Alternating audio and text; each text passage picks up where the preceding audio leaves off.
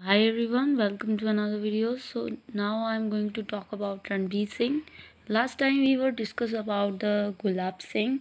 His two sons are no more, and we have Ranveer Singh who ascended the throne of Dora dynasty in the Jammu and Kashmir region. सबसे पहले हमें ये पता होना चाहिए कि जो रघुनाथ टेम्पल था वो गुलाब सिंह ने अपने टाइम पे कंस्ट्रक्शन चालू कर ली थी, पर जो रणवीर सिंह था उसने इस जो रघुनाथ टेम्पल था वो कंप्लीट करवाया, उसकी कंस्ट्रक्शन कंप्लीट करवाई। कहते हैं कि जो क्वेश्चन पूछा जाता है कि इंडिया में जब स्पॉय म्यूटिनिटी हो रही थी तो उस टाइम पे जो राजा था कश्मीर का या जम्मू कश्मीर का, उस समय कौन था? तो 1857 में होल इंडिया में स्पॉय म्यूटिनिटी हैपन्स हो रही थी और उस समय JNK का राजा जो था वो रणवीर सिंह था। कहते हैं जो रणवीर सिंह था वो पढ़ाई में बहुत रुचि रखता था और उसने पढ़ाई को बूस्टअप करने के लिए जम्मू कश्मीर में बहुत सारी स्कीमें, बहुत सारा कुछ किया। और कहते हैं कि उन्होंने लोगों को भी बहुत इनकरेज किया था कि भाई आप भी पढ़िए। और कहते हैं उन्होंने खुद पश्तो लैंग्वेज को चूज़ किया था, वो उनको पसंद थी, बोलना सीखा उन्होंने और बोलना भी सीखा। He was a scholar of Sanskrit and Persian language. He also used to speak Sanskrit and Persian because he was a scholar. And Raghunath Temple was Raghunath temple जब कंस्ट्रक्शन हो रही थी तो उसमें जो संस्कृत लैंग्वेज की पाठशाला जो बनाई गई है वो किसके द्वारा इस्टेब्लिश की गई है? रणवीर सिंह के द्वारा। कहते हैं 1 लाख रुपए जो थे ये पब्लिक जो है इन्होंने 1 लाख रुपए डोनेट किए थे पंजाब यूनिवर्सिटी को। एंड वो पंजाब यूनिवर्सिटी कहाँ थी? लाहौर में। और कहते हैं उन्होंने पढ़ाई के लिए ये पैसे दिए थे अपने। बनारस संस्कृत इंस्टीट्यूशन में भी इन्होंने डोनेशन दिया था। बनारस में भी संस्कृत मतलब कि बनारस में संस्कृत इंस्टीट्यूशन को एस्टैब्लिश करने वाले कौन थे? यही थे। और वहाँ पे भी इन्होंने डोनेट किया। कहते हैं इन्होंने पढ़ाई को इतना प्रमोट किया कि जो एलिमेंट्री स्कूल्स थे जहाँ पे मतलब ये इस तरह से स्कूल को प्रमोट किया कि बच्चों के स्कूल लगभग जम्मू, श्रीनगर और कई सारे अदर टाउन्स थे जहाँ पे इन्होंने एलिमेंट्री एजुकेशन को इंट्रोड्यूस किया ताकि बच्चे पढ़ें।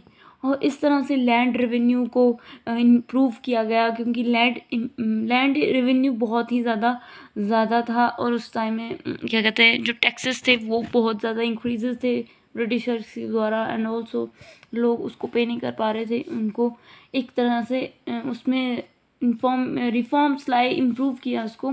और जो लैंड का जो रेवेन्यू था, टैक्स था, उसको फिक्स किया गया। एंड तो ठीक है, इस तरह से जो है कहते हैं कि जिस तरह से जो है गुलाब सिंह ने भी विजारेंस बनाए थे, अलग अलग डिपार्टमेंट्स बनाए थे, डिस्ट्रिक्ट्स बनाई थी, जिसमें वो क्या कर रहा था कि अपनी ट्रस्ट वर्दी पीपल्स को इलेक्ट करके वहाँ पे पोजीशन पे रख रहा था ताकि काम अच्छे से ढंग से चल पाए। इसीलिए जो रणवीर सिंह था उसने भी 4 विजारेंस बनाए जिसमें एडमिनिस्ट्रेशन करने के लिए 3 डिपार्टमेंट्स बनाए गए, सेटअप किए गए, जिसमें फर्स्ट था रेवेन्यू, सेकंड था civil and third one is military. ये 3 डिपार्टमेंट्स थे जिसके द्वारा रणवीर सिंह के द्वारा बनाए गए। और कहते हैं जुडिशियल सिस्टम वर रीऑर्गेनाइज्ड। कहते हैं जो गुलाब सिंह के टाइम से ही जो जस्टिस देना, लोगों को बिठा के उनकी बातें सुनना और वहीं पे उनका जो डिक्लेयर कर देना कि किसकी गलती है किसकी नहीं, वो खुद ही डिसाइड करते थे। But at the same time जो जुडिशियल जो प्रक्रिया थी वो शुरू हो गई थी गुलाब सिंह के टाइम से।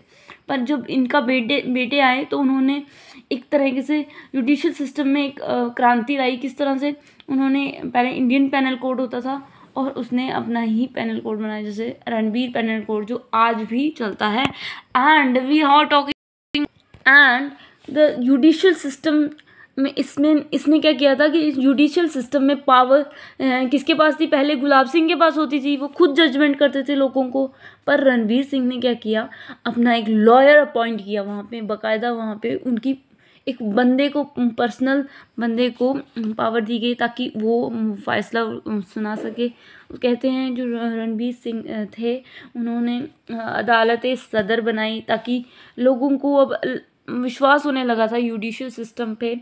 इस तरह से जो रणवीर सिंह था उन्होंने अदालत उल सदर बनाई, जिसको हम चीफ कोर्ट भी कह सकते हैं। पहला उन्होंने यही बनाया था और फिर उसके बाद उन्होंने 1877 में अदालत उल आलिया बनाया, जिसको हाई कोर्ट भी कहा जाता है। एंड इसमें क्या हुआ, पावर्स को डिवाइड किया गया, ना कि एक ही बंदे के पास पावर दी गई। हाई कोर्ट में हाँ, तो एक ही बंदे को अपॉइंट किया गया था पावर्स में। कहते हैं अदालत उल सदर जो था उसमें जो थे वो 25 कोड बनाए थे उन्होंने, लगभग 25 कोड थे जो 14 डिस्ट्रिक्ट्स में या बिजारन्स में डिवाइड थे। इस तरह से जो है वो हमें पता चलता है कि जो रणवीर सिंह थे वो जुडिशियल सिस्टम का उन्होंने काम बहुत अच्छे से किया। कहते हैं जो रणवीर सिंह थे वो उन्होंने किसको फॉलो अप करते थे, वो राजा अवंतीवर्मन जो उत्पला डायनेस्टी के फाउंडर भी कहला चुके हैं, और जैन अलाउद्दीन, इन दोनों को फॉलो अप करके अपनी सत्ता को चलाते थे। इस तरह से जो अब एक्सपोर्ट ड्यूटी जो शॉल पे लगी थी जिसमें टैक्स देना पड़ता था लोगों को, उसमें उन्होंने फाइनली उसमें रोक ही लगा दी और शॉल इंडस्ट्री को मतलब कि ठप हो गई थी। तो उन्होंने सिल्क को इंट्रोड्यूस किया, एज अ सिल्क को प्रमोट किया, उसमें सुधार लाए। कहते हैं उस टाइम पे टेलीग्राफ और पोस्टल सर्विस भी शुरू की गई। किसके टाइम पे, रणवीर सिंह के टाइम पे। और प्रिंसली स्टेट जो हुंजा और नगर थे उनको वो ट्रिब्यूट करने लगे रणवीर सिंह को। ये भी बहुत इंपॉर्टेंट है। आर.एस. पुरा is very important. It is a planned city of Jammu and Kashmir. First plan city थी आर.एस. पुरा। और यहाँ की जो बासमती राइस है, इट इज़ आर.एस. पुरा जो है वो शहर जो है वो इन्हीं के नाम पे बना है 1885 तक। ये मतलब कि यहाँ पे रहे। और इसके बाद जो है रणवीर सिंह पूरा जो है, इनकी हमने कंट्रीब्यूशन की बात की, इनका कार्यकाली बताई, इन्होंने किस में इंटरेस्ट रखा। इस तरह से इनका ही जो बेटा होता है प्रताप सिंह, वो आगे अभी डिसेंड को, थ्रोन को आगे लेके जाएगा। We will discuss in another video. Thank you for listening.